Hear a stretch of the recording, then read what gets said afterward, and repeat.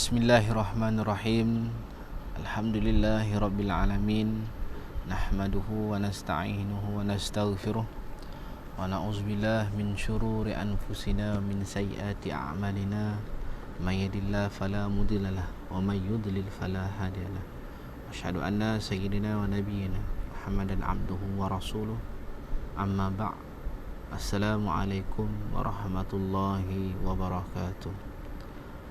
Alhamdulillah, bersyukur kita pada Allah Subhanahu Wa Taala dapat kita bersama pada petang ini dalam program Tazkirah Zuhur online yang dianjurkan oleh Masjid Al-Azim, Masjid Negeri Melaka.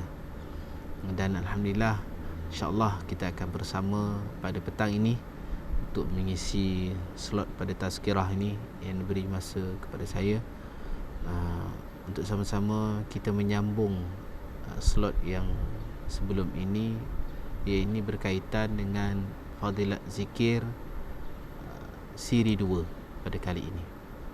Hadirin yang dirahmati Allah Subhanahu Wa Taala, kepada yang berada di luar sana, di rumah-rumah, mungkin ada yang di pejabat, di tempat kerja, di mana pun jua yang sedang mendengar program kita pada hari ini, menonton program kita pada hari ini, saya mendoakan kepada semua, mudah-mudahan Allah Subhanahu Wa Taala memberikan kepada kita kelapangan dalam rezeki, kemudahan dalam segala urusan, dan kesabaran dalam kita bersama-sama memperjuangkan berkaitan dengan membenteras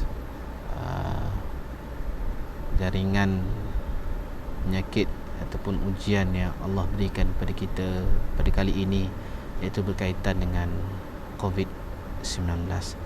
Hadirin yang dirahmati Allah Subhanahu Wa Taala, alhamdulillah, pada petang ini kita akan menyambung tazkirah berkaitan dengan Fadilat Zikir.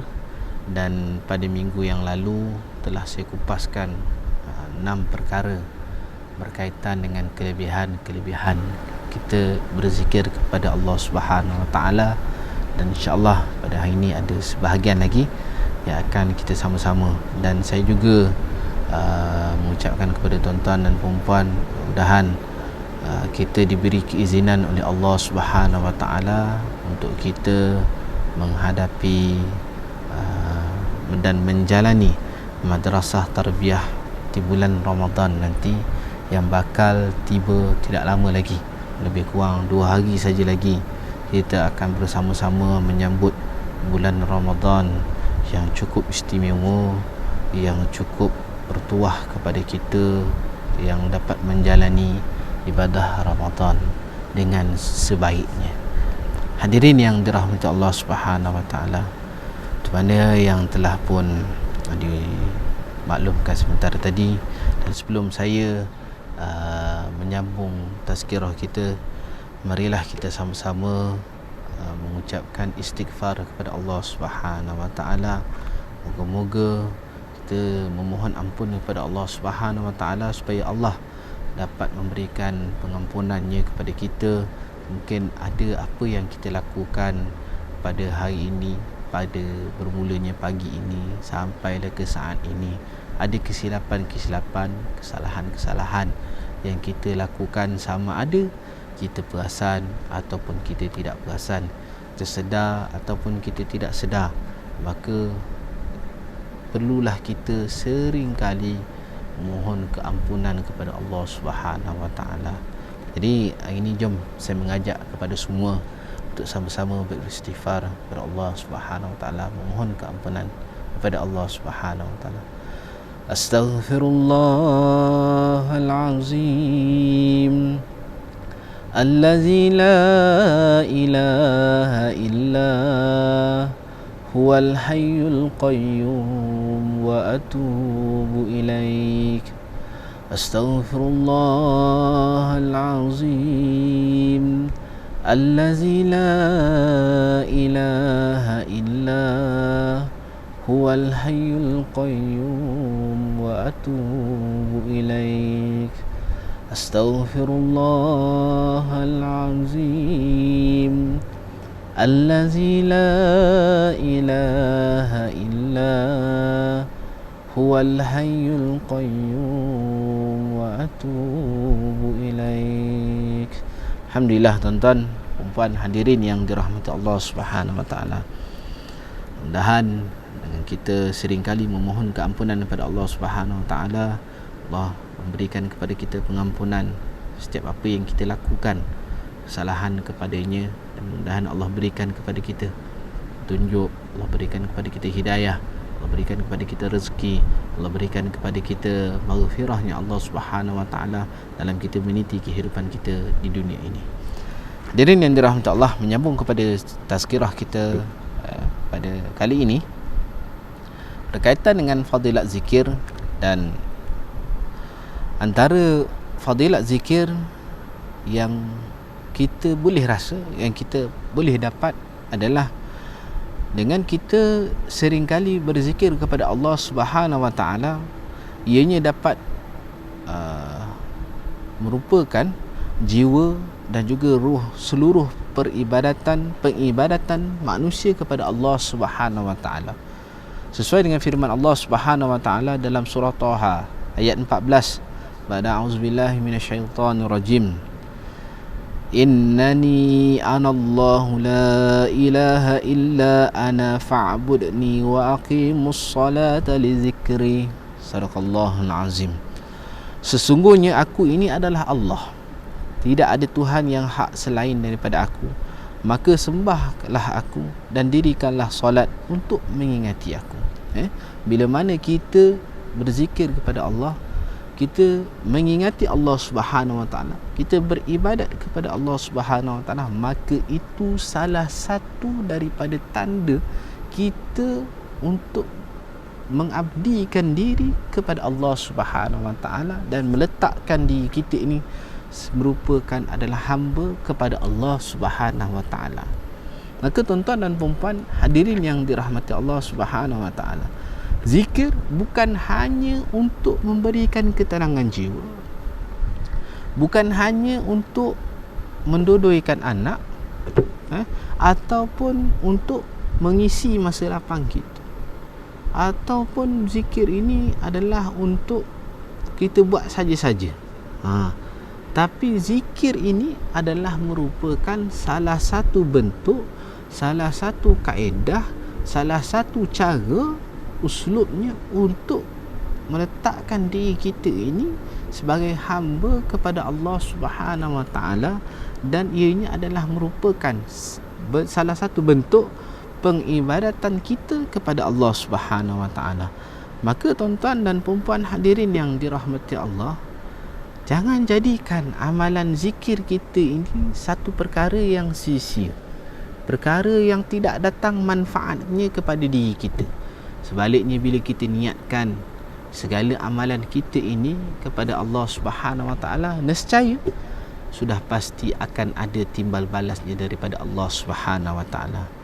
Rasulullah sallallahu alaihi wasallam bersabda di dalam hadis yang bermaksud akan datang pada suatu masa nanti, ramai orang mengerjakan solat tapi mereka seperti belum mengerjakan solat, iaitu kerana hati mereka lalai. Hadis riwayat Ahmad. Maka tuan-tuan dan puan-puan, hadirin yang dirahmati Allah, bila kita melihat kepada hadis baginda Rasulullah sallallahu alaihi wasallam ini, menunjukkan bahawa ramai orang mengerjakan solat tetapi mereka seolah-olah belum mengerjakan solat. Na'udzubillah pada diri kita, tuan-tuan. Itu sebab pentingnya niat dalam kita melakukan sesuatu. Bila kita berbicara tentang niat, ianya mencakupi makna yang luas, sangat luas. Setiap perkara dalam kehidupan kita asal mulanya daripada niat. Tuan-tuan hadirin yang dirahmati Allah, bezanya niat tu secara formal ataupun tidak formal. Contohnya, seperti mana kita menunaikan solat, kita nak menunaikan ibadah puasa yang tidak lama lagi akan muncul di dalam bulan Ramadan, ataupun kita hendak berniat ketika mana wuduk dan sebagainya, maka itu dikategorikan sebagai niat-niat yang formal. Ada lafaz niat dan sebagainya. Apakah niat yang tidak formal ni? Itu yang benda terlintas di dalam hati kita. Contohnya, kita nak makan. Nak makan, kita detik dalam hati kita. Makan lah kejap lagi. Itu dah niat lah, nak makan. Makan apa? Niat lagi dalam hati. Nak minum, nak ke tandas, nak pergi ke ruang tamu, nak pergi ke kerja, nak pergi ke masjid, itu semuanya adalah niat. Dan bila kita tahu hadaf ataupun tujuan kita dalam kita berniat itu, dan apakah kaedah niat yang sebenarnya, tujuan niat itu dilakukan, bila kita sedar dan kita faham berkaitan dengan perkara ini, insya-Allah kita tidak akan melakukan perkara yang sia-sia. Kita tidak akan mudah melakukan perkara yang tidak bermanfaatnya kepada diri kita. Maka tuan-tuan dan puan-puan sidang hadirin yang berada di rumah dan yang mana mengikuti video ini, apa yang nak saya tekankan adalah yang pertama, betulkan niat dalam segala bentuk ibadah. Dan setiap apa yang kita lakukan boleh dijadikan sebagai ibadah. Contohnya, kita nak siram pokok bunga. Siram pokok bunga kan, dah masa banyak lapang, apa nak buat ni? Siram pokok bunga lah. Siram pokok bunga. Tapi kalau kita betulkan niat kita, ya Allah Tuanku, dengan aku siramnya pokok bunga ini, mudah-mudahannya pokok ini akan jadi segar, dia dapat berzikir kepadamu ya Allah. Maka kita pun siram. Subhanallah, mudah-mudahan ada ganjarannya kepada diri kita, asbabnya dengan kita dapat membantu kepada makhluk yang lain itu tadi. Maka tuan-tuan dan puan-puan hadirin yang dirahmati Allah, perkara yang seterusnya, banyak berzikir akan memperoleh keberuntungan dan kebahagiaan dalam kehidupan. Orang yang selalu berzikir, banyak berzikir, maka Allah akan berikan kepada dia ganjaran, keberuntungan dan kebahagiaan dalam hidup. Perasan dengan tidak perasan saja, tahu ataupun tak tahu, sedar ataupun tidak sedar, yang kita sedang mengecapi nikmat-nikmatnya daripada Allah Subhanahu Wa Taala. Hari ini kita buka-buka mata, celik-celik je mata, kita dapat menjalani rutin kehidupan kita. Kita dapat makan, kita dapat mandi, kita dapat bermesra dengan anak-anak, mesra dengan cucu, isteri-isteri kan, yang mana ada isteri-isteri lah. Saya setakat ni masih isteri tu ada satu je, dia tak ada double. Tuan-tuan dan puan hadirin yang dirahmati Allah Subhanahu Wa Taala, bila kita duduk dalam hal keadaan begini, kita sebenarnya kita sedang mendapat nikmatnya daripada Allah Subhanahu Wa Taala. Kita sedang merasa nikmatnya daripada Allah Subhanahu Wa Taala, kelebihan yang Allah berikan kepada kita. Maka oleh sebab yang demikian, wajib untuk kita bersyukur kepada Allah Subhanahu Wa Taala. Wajib kita sentiasa mengingati Allah Subhanahu Wa Taala sesuai dalam firman Allah Subhanahu Wa Taala dalam surah Al-Anfal ayat 45. Ba'da a'udzubillahi minasyaitonir rajim. Wazkurullaha katsiran la'allakum tuflihun. Yang bermaksud, dan sebutlah serta ingatilah nama Allah Subhanahu Wa Taala sebanyak-banyaknya agar kamu mencapai kemenangan. Maka tuan-tuan yang dirahmati Allah Subhanahu Wa Taala, dengan kita merasa menzahirkan rasa syukur kita kepada Allah Subhanahu Wa Taala, dengan kita apa caranya? Beribadah kepada Allah Subhanahu Wa Taala. Kita baca Quran, kita solat, kita berzikir, kita berbuat sesuatu perkara yang bermanfaat dan sebagainya, yang mendatangkan faedah dan sebagainya. Kita bermesra, ajar anak-anak kita, kita duduk bersama dengan isteri kita, berbual-bual, mendatangkan rasa seronok dalam diri dia. Maka ianya juga merupakan salah satu ibadah kepada Allah Subhanahu Wa Taala, iaitu dengan kita memupuk keluarga yang harmoni. Tuan-tuan dan puan-puan hadirin yang dirahmati Allah Subhanahu Wa Taala, antara juga dengan fadilat zikir ini, jika kita berpaling dari mengingati Allah Subhanahu Wa Taala, maka kita akan mudah dihimpit dan didampingi dengan syaitan. Maka bila kita berjauhkan diri daripada Allah Subhanahu Wa Taala, kita tidak bersama untuk beribadah kepada Allah Subhanahu Wa Taala, maka kita amat mudah didatangi rasa seronoknya dunia, rasa kemanisan, kelazatannya dunia ini, tanpa kita menilai akan keberadaan Allah Subhanahu Wa Taala. Tanpa kita sedar, kita semakin hanyut dibuai keseronokan dunia, sehingga kita tidak melakukan ibadah kepada Allah Subhanahu Wa Taala. Dan apa yang kita buat, kita rasa macam apa? Kita rasa macam seolah-olah kita ni akan hidup 100 tahun, 1000 tahun lagi akan datang. Maka tuan-tuan dan puan-puan hadirin yang dirahmati Allah Subhanahu Wa Taala, penting untuk kita supaya kita mengingati Allah Subhanahu Wa Taala, dan jangan kita berpaling daripada mengingkari dan mengingkari apa yang Allah Subhanahu Wa Taala perintahkan kepada kita. Allah Subhanahu Wa Taala berfirman dalam surah Az-Zukhruf ayat 36 yang bermaksud, barang siapa yang tidak mengendahkan pengajaran, yakni daripada Al-Quran yang diturunkan oleh Allah Subhanahu Wa Taala yang Maha Pemurah, kami akan adakan baginya syaitan yang menghasut dan menyesatkan, maka syaitan itulah yang menjadi teman yang selalu menyertainya. Wa na'udzubillah min zalik.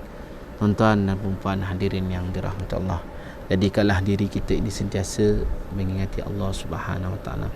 Banyak cara yang kita boleh gunakan, banyak kaedah yang kita boleh gunakan, seperti mana yang telah pun saya sebutkan pada minggu yang lepas berkaitan dengan tidak ada syarat untuk kita tidak mengingati Allah Subhanahu Wa Taala. Setiap masa, walau dalam hal keadaan kita berbaring, walau dalam hal keadaan kita duduk, walau hal keadaan kita berjalan, walau hal keadaan kita berdiri, maka sentiasalah kita mengingati Allah Subhanahu Wa Taala. Dan bila kita jauh daripada Allah Subhanahu Wa Taala, bila kita jarang mengingati Allah Subhanahu Wa Taala, maka akan datangnya bisikan-bisikan syaitan, akan datangnya perkara-perkara yang tidak bermanfaat, akan datangnya pelbagai pujuk rayu, tipu dayanya daripada dunia dan sebagainya. Itu yang menjadikan kita boleh tersalah arah, kita tersalah tindakan. Kita dapat lihat hari ini pelbagai perkara-perkara yang berlaku. Kalau kita tengok semenjak dalam tempoh PKP ini berlangsung, kita dapat lihat indeks masalah rumah tangga yang semakin meningkat. Sebab apa? Bila semua ada di rumah, tidak disibukkan dengan tugasan yang lain, dia ada di rumah, jadi dia tak biasa duduk dalam keadaan yang lama begitu. Bila dia duduk dalam keadaan lama begitu, dia mula duk fikir yang bukan-bukan. Mereka mula melalui fasa kehidupan yang berbeza, sehingga kan ada setengah menghabiskan masa dengan gadget, menghabiskan masa dengan permainan video, menghabiskan masa dengan TikTok, buat perkara-perkara yang tidak bermanfaat, contohnya asyik tidur dan sebagainya. Dan pantang ada silap sedikit, mereka mudah marah, cepat marah dan sebagainya. Kalau kata mengajar pun anak-anak ke apa ke, mereka mudah marah dan sebagainya, sehingga menyebabkan diri mereka, kehidupan mereka tidak seimbang. Apakah sebab-sebab ini berlaku? Punca-punca ini boleh berlaku disebabkan kita ini kosong dalam hati kita. Jiwa dan hati kita berada dalam ketidakketentuan. Kita tidak mengisi masa itu, kita tidak mengisi diri kita, kita tidak mengisi rohani kita dalam kaedah yang betul, dengan kaedah yang betul. Kalau kita meletakkan, kita membuatkan jadual yang baik, kita mengadakan satu sistem yang baik. Contohnya hari ini, apakah gerak kerja yang hendak kita lakukan kepada keluarga kita, pada anak-anak kita, isteri kita dan sebagainya, supaya bila kita lakukan perkara tersebut, ianya dapat dilaksanakan dengan lancar dan mengikuti kepada perkara-perkara yang lebih baik. Kita rancang kehidupan kita, bukan kita duk fikir nak buat apa. Kita tak rancang kehidupan kita. Bila kita tak rancang kehidupan kita, kita mudah untuk melakukan perkara-perkara yang tidak sewajarnya kita lakukan. Contoh, bila kita terlalu asyik menghadap telefon bimbit dan sebagainya, contoh menghadap gadget dan sebagainya, baru-baru ni ada nasihat daripada Kementerian Kesihatan supaya setiap rakyat Malaysia berjaga-jaga supaya ketika mana melihat gadget, supaya tidak berlakunya masalah penyakit mata pula selepas ni. Penyakit mata disebabkan dia asyik tekun menghadap handphone, menghadap tab, komputer dan sebagainya, televisyen dan sebagainya.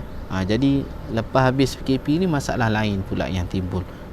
Maka tuan-tuan dan puan-puan hadirin yang dirahmati Allah, bila kita struktur jadual kita dengan baik, kita isi kekosongan yang ada, kita isi masa yang ada dengan perkara yang bermanfaat, insya-Allah kita dapat mengurangkan risiko masalah berlaku, risiko ketidaktentuan berlaku.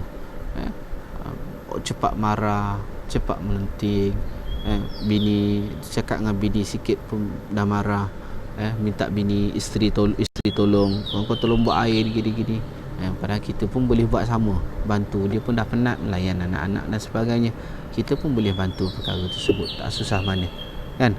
Bila kita faham konsep tasamuh, toleransi di antara satu sama lain, maka kehidupan rumah tangga, kehidupan keluarga akan lebih harmoni. Yang penting dalam kita memahami peranan masing-masing. Apakah yang perlu kita lakukan? Anak-anak pula ada yang sampai stres mengadu anak-anak macam mana ni nak uruskan, nak letakkan jadual dia, tak tahu apa semua. Banyak aktiviti tuan-tuan hadirin yang dirahmati Allah, kaedah-kaedah yang boleh kita lakukan. Dan cari satu masa sama, mungkin kita boleh ada sesi taklim, adanya bacaan kitab. Saya ni bukan ustaz, macam mana saya nak bercakap dengan baca je lah, ambil kitab-kitab yang kecil-kecil kan, hadis 40 ke contohnya, ataupun banyak kitab-kitab tu kan, kita adab ke, bagaimana hendak minum, bagaimana hendak makan mengikut sunnah baginda Rasulullah sallallahu alaihi wasallam. Maka dalam hal itu kita baca saja dengan isteri dan anak-anak kita. Kita wujudkan pengisian yang bermanfaat kepada keluarga kita dengan cara mengingati Allah Subhanahu Wa Taala. Bila kita pupuk dalam hal keadaan ini, maka keluarga kita akan jadi harmoni, rumah tangga akan jadi harmoni, kehidupan akan jadi lebih baik.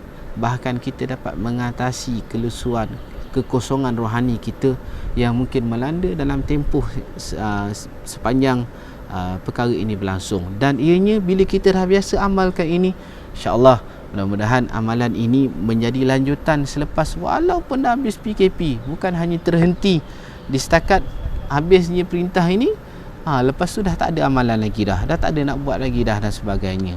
Cuba cari masa untuk kita laksanakan perkara tersebut. Hadirin yang dirahmati Allah Subhanahu Wa Taala, orang yang enggan berzikir, orang yang tak nak berzikir akan menjadi orang-orang yang rugi dalam kehidupannya. Orang-orang yang kurang mengingati Allah Subhanahu Wa Taala, maka dia tergolong dalam kalangan orang-orang yang rugi. Allah Subhanahu Wa Taala berfirman dalam surah Al-Munafiqun ayat 9, A'udzubillahi minasyaitonir rajim. Ya ayyuhallazina amanu la tulhikum amwalukum wala auladukum an zikrillah wa may yaf'al zalika fa ulaika humul khasirun. Hai orang-orang yang beriman, janganlah harta-hartamu dan anak-anakmu melalaikan kamu dari mengingati Allah. Barang siapa berbuat demikian, maka mereka itulah orang-orang yang rugi. Maka tuan-tuan dan puan-puan hadirin yang dirahmati Allah Subhanahu Wa Taala, jangan jadikan diri kita ini tergolong daripada kalangan orang-orang yang rugi. Orang-orang yang rugi di sisi Allah Subhanahu Wa Taala. Jadikan diri kita ini untung, walaupun kita ada anak-anak ramai, bini-bini ramai contohnya lah, ataupun keluarga yang ramai, maka kita dapat mengisi perkara tersebut, kehidupan kita tersebut dengan lebih banyak untuk kita mengingati Allah Subhanahu Wa Taala. Banyak kaedah. Contohnya kita kenalkan anak-anak kita dengan kehidupan dunia. Contohnya pokok, tanaman-tanaman. Kita cakap dengan anak kita, siapakah yang ciptakan ini? Siapakah yang menciptakan bumi ini? Siapakah yang menciptakan daun ini, pokok ini? Kita terapkan dalam diri mereka bahawa ianya adalah semuanya daripada Allah Subhanahu Wa Taala. Kan kita kata kalau rumah diperbuat daripada apa? Batu, pasir, simen. Siapakah yang menciptakan bahan-bahan ini? Semuanya daripada Allah Subhanahu Wa Taala. Kita dedahkan mereka. Bila kita ada konsep ini di dalam keluarga, kita menjurus kepada mengingati Allah Subhanahu Wa Taala, maka kita akan dapat memupuk keimanan dan ketakwaan di dalam diri keluarga kita. Bahkan kita diri kita juga, tuan-tuan hadirin yang dirahmati Allah. Iman manusia ini dia tidak sama dengan iman para malaikat. Iman manusia ini dia ada yazid wa yankus. Yakni kejap dia bertambah, kejap dia berkurang. Kejap dia tambah, kejap dia berkurang. Dia ada graf turun naik dia. Jadi kita kadang-kadang kita kena risau bagaimana hal tahap keimanan kita. Hari ini adalah bertambah ke ataupun berkurang. Dalam ni kita kena muhasabah diri kita. Sebelum tidur tu duduk memikirkan, ya Allah ya Tuhanku, hari ni apa yang aku buat agaknya. Duduk memikirkan, kita merenung kembali, muhasabah diri kita. Apakah aktiviti kita hari ini? Supaya apa? Kita ada penilaian dalam diri kita. Ada indeks kualiti lah. Kalau sekarang orang zaman sekarang ni semua canggih-canggih tak, kita duk guna bahasa-bahasa macam indeks kualiti dan sebagainya, KPI lah kata kan. Bagaimana kita menguruskan diri kita hari ni? Adakah ianya baik ataupun tidak baik? Bagaimana pula kalau ketua keluarga, bagaimana dia menguruskan keluarga dia hari ni? Adakah dia menguruskan keluarga dia dengan baik ataupun menguruskan keluarga dia dengan tidak baik, yang kurang baik ataupun tidak memuaskan? Jadi dalam hal ini kita boleh kenal pasti apakah kaedah, cara, metod yang kita boleh lakukan untuk kita menambah baik keluarga kita. Kita menambah baik diri kita dan anak-anak kita serta isteri-isteri contohnya ataupun isteri kita.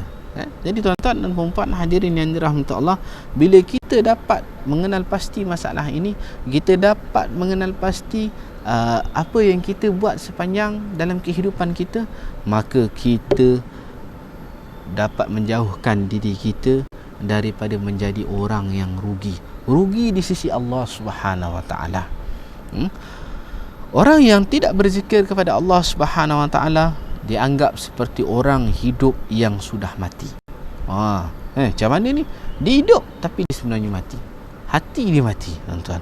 Abi Musa ada meriwayatkan bahawa Rasulullah sallallahu alaihi wasallam bersabda, An Abi Musa radhiyallahu anhu qala Rasulullah sallallahu alaihi wasallam, Masalul ladzi yadhkuru rabbahu wal ladzi la yadhkuru rabbahu masalul hayy wal mayyit. Perumpamaan orang yang berzikir kepada Allah Subhanahu Wa Taala dan orang yang tidak berzikir adalah seumpama orang yang hidup dan mati. Maknanya apa yang dikatakan dengan mati itu tadi? Mati, tuan-tuan, mati hati. Hati dia jadi rusak, hati dia hitam, hati dia semakin tidak taat kepada Allah Subhanahu Wa Taala. Dalam hal ini, apa benda? Apakah dia? Tanda-tanda hati yang mati. Apa yang saya dapat kumpulkan di sini ada lebih kurang 9 perkara berkaitan dengan tanda-tanda hati yang mati. Kita boleh cek diri kita. Kita boleh cek masing-masing. Tanya diri kita, adakah kita ada ciri-ciri tersebut, tanda-tanda tersebut? Yang pertama, tuan-tuan hadirin Allah Subhanahu Wa Taala, iaitu kita berani meninggalkan solat. Tanya diri kita, adakah kita ni berani tinggalkan solat? Kalau kita berani tinggalkan solat tanpa rasa bersalah, tanpa rasa tak kena, tanpa rasa macam tak lengkap kehidupan kita, maka itulah merupakan salah satu daripada tanda hati yang mati. Tinggal solat rasa tak ada benda. Kalau kita, tuan-tuan, tak tinggal, kita nak tinggalkan solat ni, kita rasa macam serba tak kena je. Sedangkan, tuan-tuan, kalau orang yang rajin lakukan solat, orang yang lakukan solat, bila diberikan kelonggaran kepada dia untuk solat jamak dan qasar sendiri pun, kadang-kadang dia rasa macam tak puas. Dia nak buat juga, dia tak nak qasar, dia nak jamak aje. Dia nak buat 4-4 kan. Tapi bila hati dia tidak tenteram, tidak hati dia rasa serba salah, nak buat ke tak nak buat, itu maknanya dia masih lagi ada keimanan dalam diri mereka.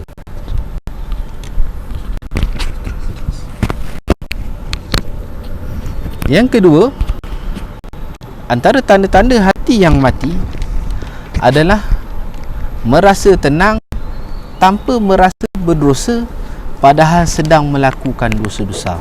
Dia rasa relax. Buat maksiat pun dia rasa, alah, tak ada apa pun, tak ada yang nampak, tak ada yang tahu. Buat sesuatu perkara yang maksiat, mendatangkan maksiat pun dia rasa, alah, tak ada apa-apa pun dapat, tak ada apa-apa pun ujian yang Allah bagi, tak ada apa-apa pun bala yang Allah bagi, kan? Dia tenang je, dia rasa macam tak ada apa-apa je. Dia macam rasa relax saja. Itu tanda hati yang mati. Yang ketiga, tidak tersentuh hatinya, bahkan menjauhi ayat-ayat Quran. Tengok Quran tu macam dia tengok buku biasa je. Dia tengok Quran, dia pandang, kalau terletak dekat rak tu, itulah dia. Kalau kata setahun lah terletak kat rak tu. Bila muncul balik Ramadan, itu pun kadang-kadang dibuka, ikut kesempatan, ikut masa yang diberi. Kalau rasa lapang sikit, buka lah. Kalau tak ada, tak ada lah. Anggap macam rasa Quran ini adalah merupakan dia fikirkan seolah-olah macam buku bacaan biasa saja. Bila rasa nak tengok, lah. Kalau tak ada, tak ada lah. Sedangkan tuan-tuan, Allah menjanjikan pelbagai kelebihan kepada orang yang membaca Quran. Allah janjikan pelbagai kelebihan, bukan setakat baca. Bahkan kalau kita tengok, kita pandang saja pun dah dapat Quran, dah dapat pahala. Ini pula kalau kita baca. Dan disebutkan dalam hadis baginda Rasulullah sallallahu alaihi wasallam, barang siapa yang membaca Quran walaupun satu huruf, maka dicatatkan kepadanya 10 kebaikan. Ini kan pula nak baca Quran setahun sekali, seumur hidup sekali. Maka kalau dia biasa meninggalkan Quran, tak tersentuh hatinya, bahkan menjauhi ayat-ayat Quran, dengar orang mengaji Quran pun dia rasa macam tak ada apa-apa, macam dia dengar lagu biasa saja, maka itulah tanda hati-hati yang mati.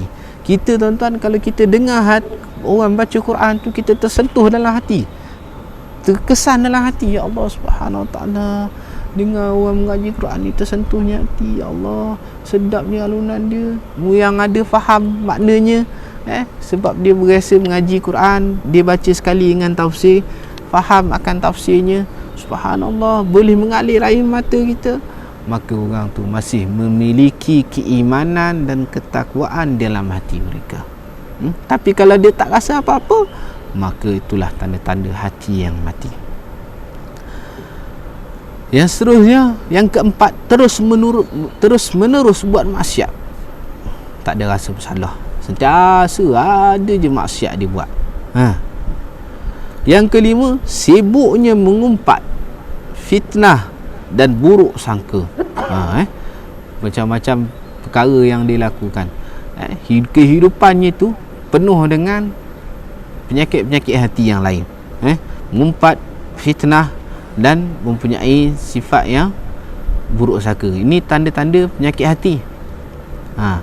Hasad, dengki, fitnah, khianat dan sebagainya, itu adalah penyakit hati, termasuk riak, ujub, takabur. Ada 10 penyakit hati. Atau tuan-tuan dan perempuan hadirin yang dirahmati Allah Subhanahu Wa Taala. Yang keenam, sangat benci dengan nasihat baik dan para ulama. Orang nasihat kat dia, Mat, janganlah buat macam ni, kan benda ni datangkan dosa. Contohnya nak puasa tak lama lagi di bulan Ramadan, berpuasalah, sampai bila kau tak nak berpuasa? Kau tak payah nak nasihat aku, kau ingat kau dah cukup baik. Kita pula, dia pula yang mengatakan, kawan ni nak bagi nasihat, dia pula mengatakan ingat kita dah cukup baik. Sedangkan kita kena faham, mengingati di antara satu sama lain itu memberikan manfaat kepada orang yang beriman. Maka tuan-tuan dan puan hadirin yang dirahmati Allah, kalau kita lihat orang yang demikian, maka dia memiliki tanda-tanda hati yang mati. Yang ketujuh, tidak ada rasa takut akan peringatan kematian, kubur dan juga hari akhirat. Dia tengok orang meninggal, dia tengok orang pergi lalu tanah kubur tu, dia tak ada rasa apa. Seharusnya kita ni tuan-tuan sering mengingati mati. Sebab satu masa nanti kita akan menempuhnya. Setiap benda, setiap apa yang ada atas dunia ini akan mati. Bukan hanya manusia, bahkan binatang, harta benda, pokok-pokok dan sebagainya. Bukan kata kita, tak ada yang kekal. Tak ada satu pun atas dunia ni yang kekal. Semua akan mati. Ada tamat tempohnya, ada luput dan sebagainya.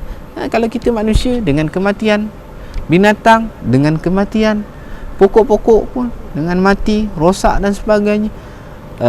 Harta benda, peralatan pun ada tempoh masanya matinya. Kalau kata satu kereta itu 10 tahun, 20 tahun, sampai satu masa nanti dia akan rosak dan akhirnya tidak digunakan. Yang itu yang kita tolak pergi jual dekat scrap ke dan sebagainya. Handphone, mempunyai handphone.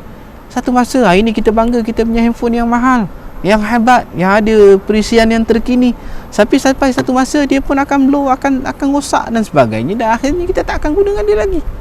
Kita ambil yang lain.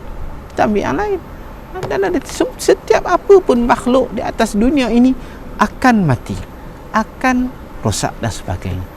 Maka tuan-tuan dan puan hadirin yang dirahmati Allah, kita kena sedar dan kita faham. Kita kena tahu bila lalu ke kawasan kuburan, satu masa nanti juga aku akan ditempatkan di sini. Cuba kita tak tahu apa kaedah kita mati, bagaimana cara kita menghadapi kematian, menghadapi sakratul maut daripada Allah Subhanahu Wa Taala.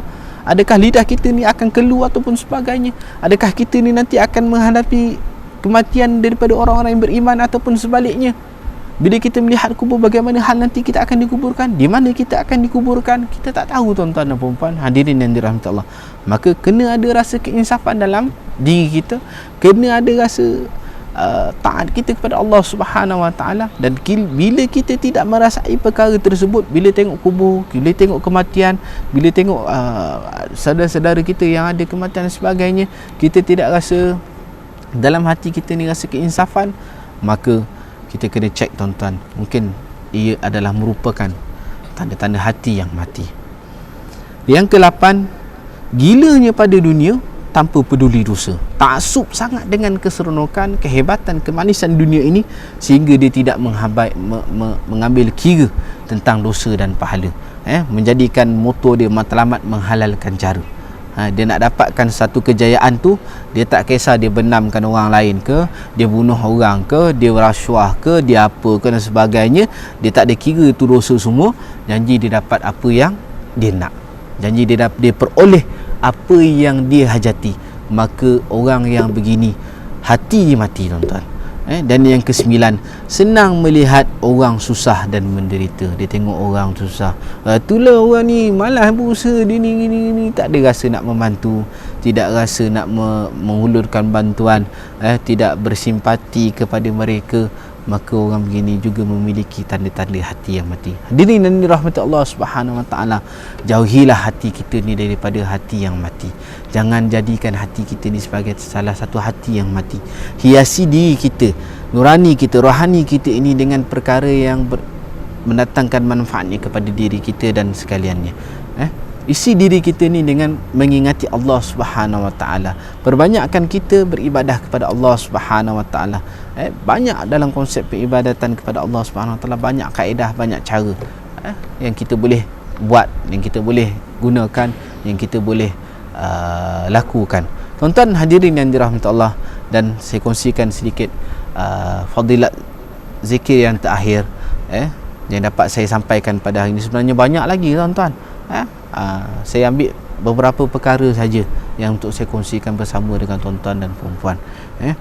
Semua makhluk Allah Subhanahu Wa Taala di atas muka bumi ini sentiasa berzikir, bertasbih memuji Allah Subhanahu Wa Taala.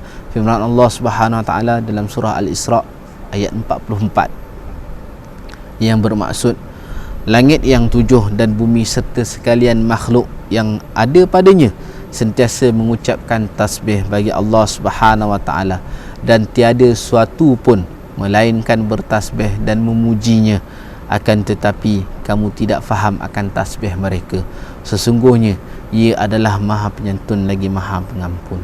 Surah Al-Isra ayat 44. Maka tuan-tuan dan puan-puan hadirin yang dirahmati Allah Subhanahu wa taala, kita kena tahu semua makhluk yang ada di atas muka bumi ini beribadah kepada Allah Subhanahu wa taala, bertasbih memuji Allah Subhanahu wa taala. Cuma kita tak nampak, kita tak tahu apa kaedah mereka dan sebagainya.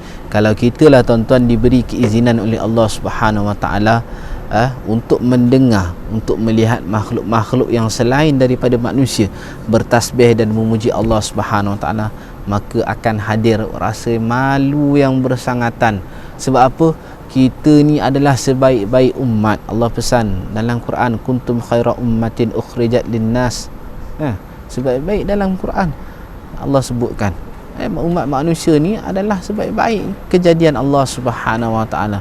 Tapi kurangnya kita mengingati Allah Subhanahu wa taala berbanding dengan makhluk-makhluk Allah yang lain. Maka tuan-tuan hadirin yang dirahmati Allah, berbanyakkanlah kita berzikir, banyakkanlah kita mengingati Allah Subhanahu wa taala, walaupun di mana kita berada, apa keadaan kita sekalipun, lakukanlah dengan cara yang ikhlas, cara yang baik, cara untuk mengharapkan redha Allah Subhanahu wa taala. Nescaya Allah akan berikan kepada kita manfaatnya. Allah akan berikan kepada kita maghfirah, rezeki dan nikmatnya daripada Allah Subhanahu wa taala. Dan perbetulkan segala niat kita, hiasi diri kita ini dengan ibadahnya kepada Allah Subhanahu wa taala. Tuan-tuan, persiapkan amalan kita. Satu masa nanti Allah akan ambil kita dalam hal keadaan kita tak tahu bila. Kita tak tahu bila masa. Kita bukan boleh buat set appointment dengan Allah Subhanahu wa taala. Ya Allah, kau ambilkanlah usia aku ini 60 tahun lagi, 70 tahun lagi. Tidak tuan-tuan hadirin yang dirahmati Allah. Maut tu tidak menantikan kita tuan-tuan. Dia tak tunggu. Dia tak cepat dan dia tidak lambat, ada masanya. Dan kita tak tahu bila-bila. Maka dalam kita hendak menantikan kita dipanggil oleh Allah Subhanahu wa taala ini, maka apakah bekalan dan amalan yang kita perlu lakukan? Yang itu yang kita perlu muhasabah diri kita. Kita kena perbanyakkan amalan kita. Kita kena perbanyakkan mengingati Allah Subhanahu wa taala dalam apa hal keadaan sekalipun. Dan paling penting, niat dan nawaitu kita itu yang paling penting dalam kita mengikhlaskan diri beribadah kepada Allah Subhanahu wa taala. Hadirin yang dirahmati Allah, itulah tadi sedikit perkongsian saya sampaikan kepada tuan-tuan dan puan-puan yang mengikuti slot tazkirah online kita sepanjang pada hari ini.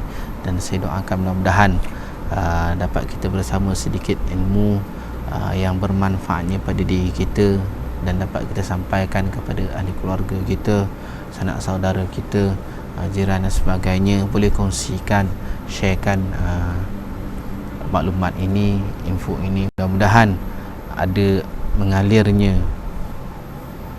pahalanya daripada Allah Subhanahu wa taala kepada diri kita dengan asbab kita menyampaikan ilmu Allah Subhanahu wa taala.